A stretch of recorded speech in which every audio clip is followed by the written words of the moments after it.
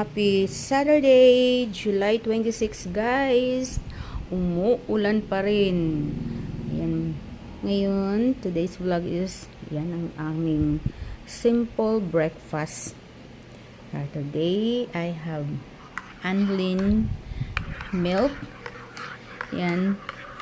Hindi na ako umiinom nito everyday guys. Nasusuka ako pero umiinom ako siguro mga every other day. Kasi nasusuka ako pero kailangan ko talaga ng gatas pampatibay ng buto.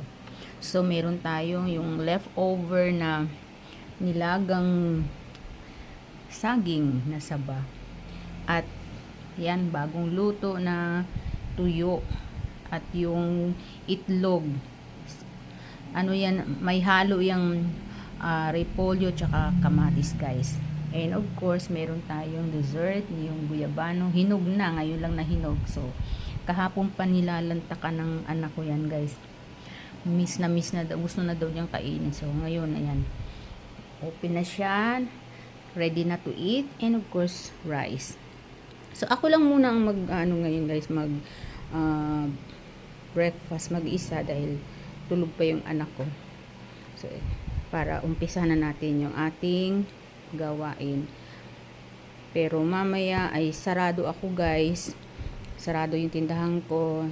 Bali day off kasi may pupuntahan ako ngayon. Kami ng anak ko. Meron kami atin ng birthday party na talagang kami yung naka-assign kasi doon guys. Sa debut. Sa Kendall ako.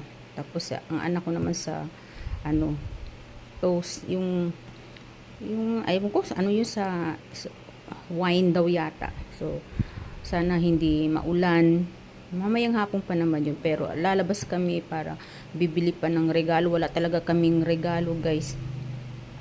Ayan, so yung natin very productive ngayong araw na ito kasi marami kaming aalis kami maaga para makabili ng regalo at para hindi kami malate dun sa pupuntahan namin yung debut mamayang hapon pa yun guys, mga alas 4.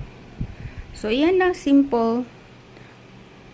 So thank you for watching guys. God bless. Happy Saturday.